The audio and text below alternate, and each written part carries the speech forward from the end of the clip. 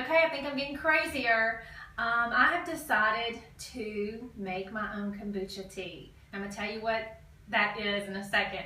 But one of my friends in this journey that I'm on to improve my health talked to me about kombucha tea. And she's been taking these, and this is what I've been buying, and you can buy these at the grocery store. The downside is that it is about $4 to $5 per bottle. So being frugal, I have decided to make my own, which is totally scary in and of itself, since I don't even cook, and now I think I can just brew this bacteria tea. It's growing in popularity now in the US, but this tea has been around for 2,000 years. So it started in ancient China, and lots of anecdotal reports of all of these different ailments that it can fight and really help and prevent. So and then from there, I think Russia did some research on it because the cancer rates were rising, and they did some research and found that the areas that seemed almost immune to cancer, they all drank kombucha tea. So there was reports there. Then Germany took on some research. Now, when the Cold War started, it kind of fell off because people were diverting money into other things as far as medical studies. It wasn't even until the 1990s that the US was even exposed to it. Now, there's a lot of anecdotal reports, but there's not a lot of scientific medical reports. But that's typical because you got to think, who stands to profit if something were found that this did in fact prevent these diseases. There's no way they can really synthesize it to make money in terms of a pharmaceutical product. So now I wanted to tell you what I bought, where I bought it from. So some of this I got on Amazon, these things. This is the black tea. You can use green or black tea. I read something where they think black does a little bit better for the bacteria, so that's what I bought. Bought a gallon jug, and I just got this off Amazon. I think it was about $9. Okay, and then there's a lady that's really well versed. Her name is Kombucha Mama. She is on, you can find her when you do a Google search, but she's extremely knowledgeable on this. Has been doing it for a couple of decades.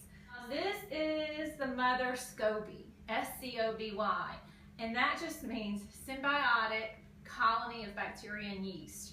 It's just billions and billions of bacteria and yeast in here, so I'm a little nervous about opening it up. I'll give you a close-up of it in a second.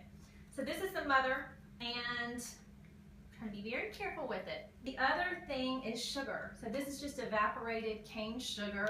I'm trying to get away from sugar now, so at first I was a little hesitant, like, I'm gonna put a cup of sugar in this tea. But you're not gonna ingest the sugar really. This sugar is gonna be eaten up. It's to feed your Mother SCOBY.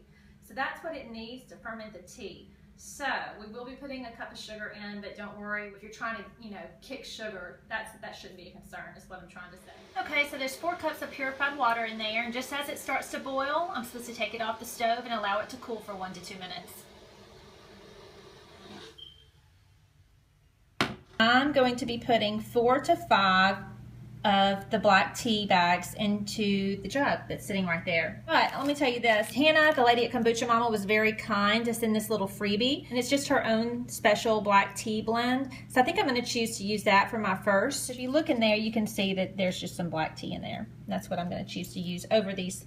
My water has come to just a slight boil, and now I'm to add this to my jug. Okay. Add the tea bag, and I'm guessing I'm just gonna, probably should have put the tea bag first. I don't know what I'm doing. So now I'm gonna let it steep for 5 to 10 minutes, and I will be back. Okay, so at this point in the process, I have removed the tea bag from the tea, and so now I have my 1 cup of sugar that has already been measured out. Okay, and I'm gonna stir this in. This is what that Mother SCOBY is gonna just love. Stir it until it's dissolved. Okay, now it's time to add in 8 cups of purified water. So let's do this. And this is supposed to bring the temperature down to about lukewarm. They say no warmer than body temperature.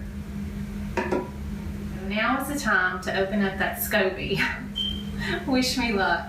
This liquid that it's in is from a previous batch of tea that she made, and so now I'm just to dump the entire contents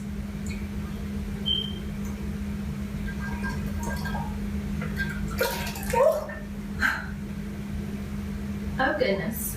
So, oh my goodness. Okay, now I did want to give you a close-up of this Mother SCOBY. Can y'all believe I'm doing this? That's the thickness of it. And from this, it's actually going to form baby SCOBY. So if any of you out there, my friends, would like your own, I will have them in about 2 weeks. So now to cover it with a cloth. Now, some places say like a cheesecloth, but they say don't use cheesecloth because fruit flies. The weave is not tight enough to keep out the fruit flies, and I certainly don't want that. So they said you can use an old t-shirt or whatever, but just get some kind of cloth, and we're going to cover it. Kombucha tea is sometimes referred to as booch in the kombucha community. So what I'm supposed to do now is going to seem extremely hokey, but I'm going to follow the instructions to a T because I certainly don't want this monster in here to have a mind of its own. So I'm supposed to bless my booch. Yep, bless my booch. And what this is, I'm just going to say a little prayer to God and ask Him to bless my body with it and give me the benefits that it can provide. So let me go ahead and do that. Moment of silence.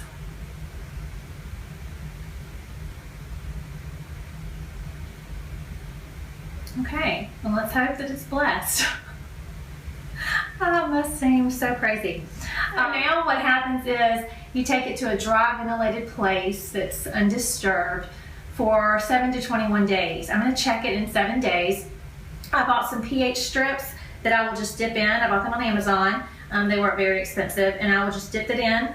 And if it's at 2.8 to 3.0 pH in 7 days, then it's fine to drink. And you just want that perfect little balance for yourself, it's personal preference, of sweet and sour. So I will stick a straw in and I will sip it if the pH is okay and see if I like it. And then from there, you can just drink it as it is. From there though, you can do a second fermentation process. Okay. And from Kombucha Mama, I bought these flavorings because I'm going to flavor my kombucha much like that GTs that I showed you earlier that you buy at the store. But I chose vanilla, lavender, elderberries, and ginger. These are all organic and they came straight from Kombucha Mama. It's a little 4-test pack and I think it was about $15 to try 4. So I'll do that, but that's not going to be until this baby's done. So happy booch brewing.